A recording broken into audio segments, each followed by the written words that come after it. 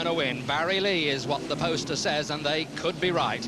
And this is the man. He's got a very good position on the draw. Last year he was way down at the back when he was defending his title, and now we've got him right at the very front, on the second row in fact. 351 Barry Lee. The defending title holder, George Polly, well, he wasn't so lucky in the draw. He's right down at the back of the field, and there he is, 306 George Polly. And there's no doubt about it, 351 Barry Lee has done very, very well. He's on the second row just behind these two. There's Barry on the inside, and no doubt he's not going to make any mistakes. He's going to put his foot hard down and go, and as the green flag goes, this is it, we're on our way. 75 hot and dusty laps to come. And already Barry Lee moving up onto the outside. We haven't yet completed one lap, and Barry Lee is challenging for the lead. Round the outside and into the lead he goes. And look at that massive steel roaring around this circuit. 351 Barry Lee then. That beautiful RS Escort, immaculately turned out. Used to race in white colours, now he's gone all black.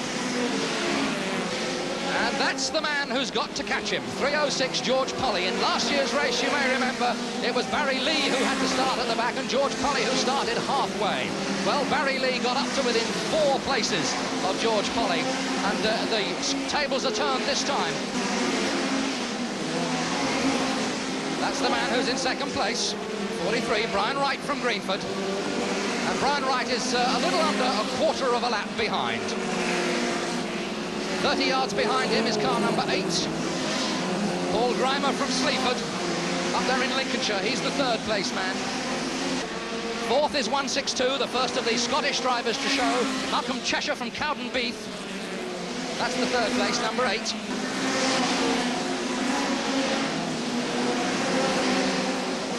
And that really is quite a sight. And Barry Lee now has really come up behind the bulk of the back markers, and here's one of the men who we must rule out of this who's chasing him. Number 19, Mick Duffy Collard, very, very popular driver, one of the real characters of racing. A pig farmer by trade. Here comes the rest of the field. 401 has just gone through the picture there, the fourth place man, Leon Smith. There's John Brooks in car number 7. But still in there with a chance. This is the man they're all chasing, and still the back markers to weave through. The problem is that Barry Lee, good driver as he is, will find it difficult to cope perhaps with somebody who does something really silly right in front of him, because at these sort of speeds you haven't got a lot of room to get yourself out of trouble. And there's Paul Grimer straight into the safety fence. What a whack. Number 8, Paul Grimer. He was holding the second place and straight into the fence. Seems to be all right. Yes, he's just about to scramble out. Well, that's his race finished. But it's by no means finished for Barry Lee. He's still got a long way to go. There's Leon Smith just going through, 401. He's now 4th.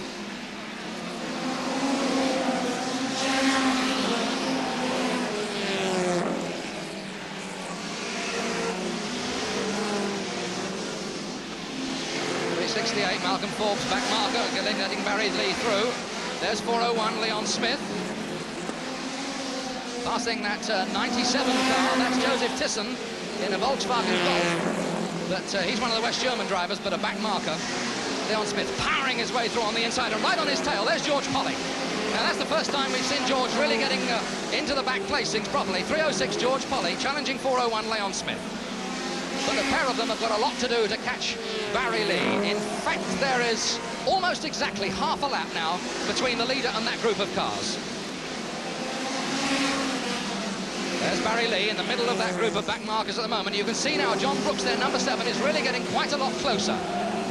In fact, now there's probably only 30 yards between Barry Lee in 351 and number 7. And as Barry Lee gets more held up on that turn, John Brooks gets even closer. There he is, just coming in, the yellow Escort.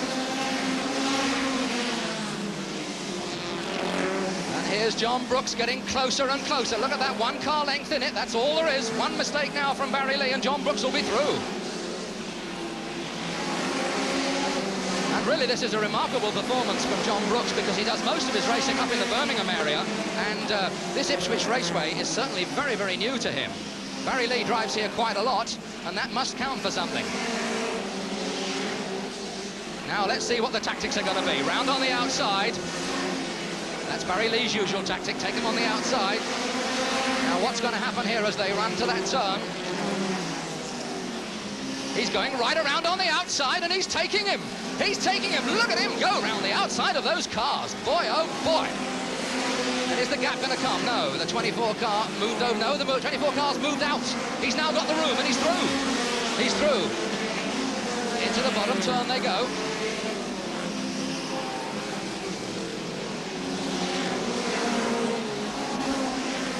Barry Lee letting him get away a little on the straights, closing up on the turns, or closing up when he gets near any other cars, because that's where the danger will come. If they get in the middle of a group of cars, if a gap appears and John Brooks can get through and Barry Lee gets boxed, that's the big risk that Barry Lee has got to guard against. Going very close indeed. In hot rod racing, of course, you're not allowed to push. But at these sort of speeds and with this sort of tension, inevitably a certain amount of contact takes place. It's then for the steward to decide whether it's legal.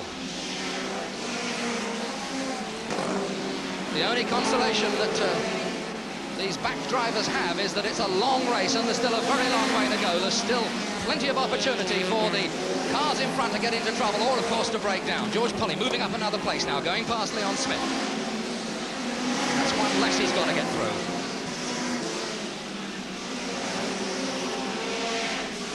Barry Lee just poking his nose back through on the inside, just letting John Brooks know he's there. Barry looking for an inside gap, he's not going to get it. Now the question really is which one of these two back markers is going to get out of the way. Lead is back into Barry Lee's hands, but only temporarily. John Brooks going for the... No, Barry Lee wasn't going to let him have that gap. There was a space on the inside. John Brooks was heading for it. Now Barry Lee onto his usual tactics. Swinging wide, he's got the power and he's certainly got the driving ability to hold the car round on the outside. The danger, of course, always is if you go too wide, you're likely to get out into the loose shale that's come off the speedway track, and then you lose all the grip, and of course the back end slides out, into the fence you go, and that's the end for you. There's number 6. In fact, George Pulley, as we look at those cars, George Pulley moving up into 3rd place. There's 306 George Pulley going around on the outside of those two. Moving up into 3rd place. But he's got a lot to do. In fact, George Pulley now 3/4 of a lap behind Barry Lee. That's the distance that George Pulley is behind these two. Still number 7 in close attendance. Interesting to note, earlier on we had a battle, 351. Barry Lee was following 401. Throw George Pulley's out. While we were watching those two, George Pulley is out. He's in the safety fence. And that's the end of the race for George Pulley. Slams the door and over the fence. And that's the end for George Pulley.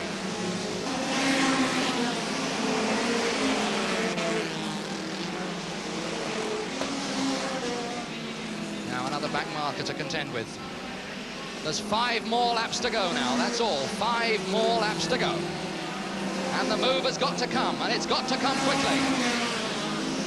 He can't afford to hang on much longer. And the number 3 car in trouble, right in front of Barry Lee. His tyres caught the inside, kicked up the dust on the speedway, and nearly took Barry Lee out.